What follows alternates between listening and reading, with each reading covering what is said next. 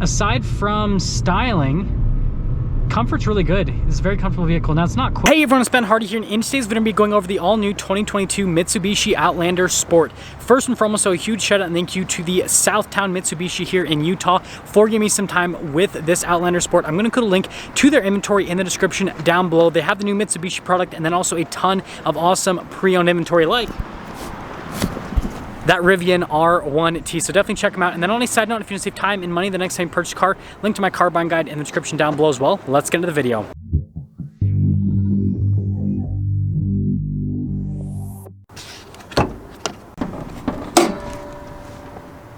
So under the hood, we have a naturally aspirated 2-liter 4-cylinder that goes through a CVT automatic transmission. Power outputs are 148 horsepower at 6,000 RPMs, and then 145 pound-feet of torque at 4,200 RPMs. So let's go over the front end of the Outlander Sport. So first off, you guys notice these prominent body lines here on the hood. They pop out quite a bit with this silver paint. And then coming down below, you can see here with the LED lights, and then notice here with the daytime running lights as well. They don't flicker in real life, that's just because of the frame rate of the camera. Notice here with the chrome accenting, and I love how the turn signal is kind of separate in its own little world. Tons of silver trim here on the front end with the Mitsubishi logo. And yeah, overall, there's quite a bit happening, but I think it's a good looking car. Coming on the side here, you've got two 25mm tires wrapped around 18-inch wheels in the front and over in the rear as well. And then you guys can see here with the accenting, you've got the red accenting there on the wheels with the Mitsubishi logo there in the center. And then you can see here with the fender flares, and that trim kind of continues along the side. And we've got these cool little red stripes here on the side, which kind of give it some pizzazz, and they match the little accent pieces on the wheel. And then here's kind of like your full side view. And again, look at the little light there for the turn signal on the side.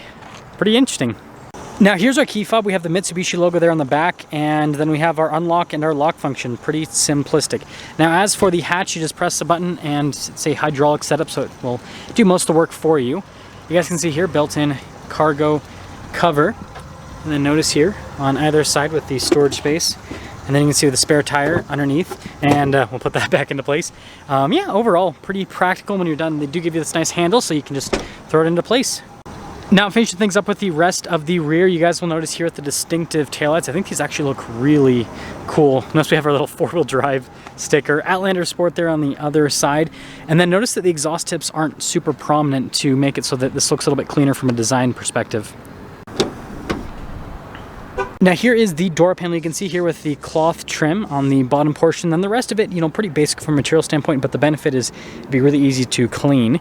And then coming here to the seats, we've got these cloth seats, which are actually pretty soft to the touch. It's not like the nasty, scratchy cloth that you'll sometimes see. And then here in the center, you can see the inserts. And then popping in, really easy to get in. Here's our legroom. And then notice here with the little storage pocket. There's not one on the other side though. It's usually the opposite. It's pretty interesting. Anyways, we have our cup holder armrest set up, and let's head to the front. Now here's the front door panel. You can see here with the silver trim, and then notice the cloth trim down below. And then all of our window controls, pretty normal with that setup. And then you can see here with the mirror adjustments, and then here's a quick look at the mirrors. And then here's the front seat.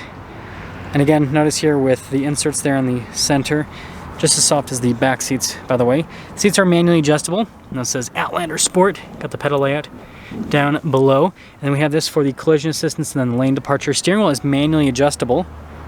Let's pop in.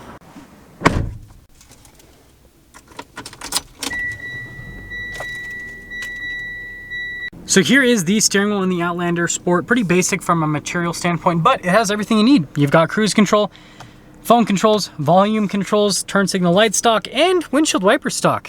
Not much more you could ask for. Now you guys can see here with the center gauge cluster, pretty simplistic. Again with the design, you've got the RPMs on the one side, you got the speed on the other side, and yes, I know it is almost out of fuel. But also lets you know if the lane departure system that's on or off, and there you go.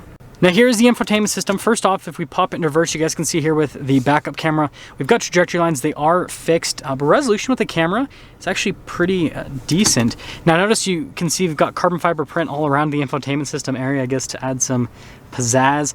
As for the rest of the system itself, response time with the buttons seems to be pretty good. Let's see the screen itself. Definitely have to press.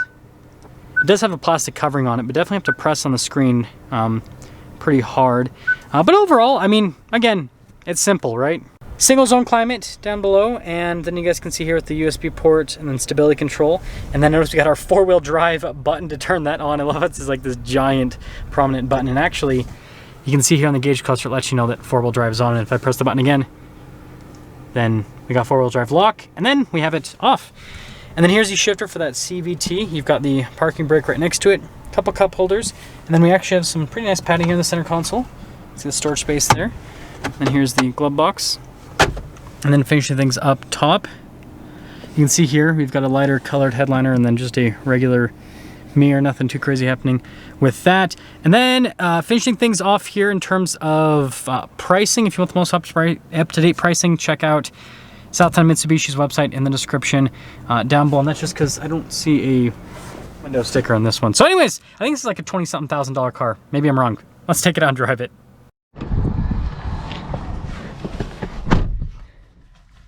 I forgot the key in my pocket. Also, I love how there's like this dud for a push button.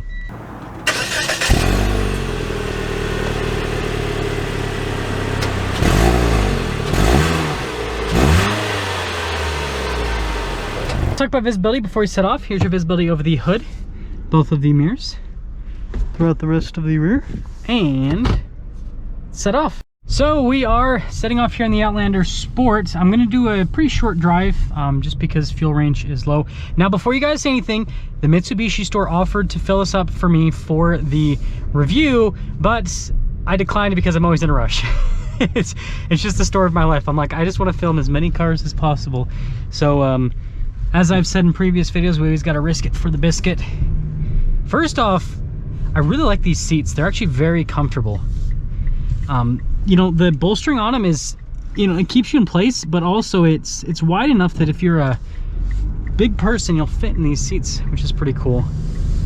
And the padding on them's really nice. I actually really like the feel of this car. I'm gonna take a little shortcut through here. Again, fuel range. But other stuff, yeah, you can feel it has a CVT. We'll get a full-blown acceleration towards the end of the video. Handling's actually pretty good on it as well. Now, the steering wheel is pretty basic from a material standpoint, but you know what? Overall, I like the feel of it. Turn-in's pretty good. Like, it's a little bit of on-center vagueness, but it's pretty decent overall. And I've actually been talking to quite a few owners of new Mitsubishis because, you know, people message me when I review different brands, and it seems like people have been pretty happy with these so far.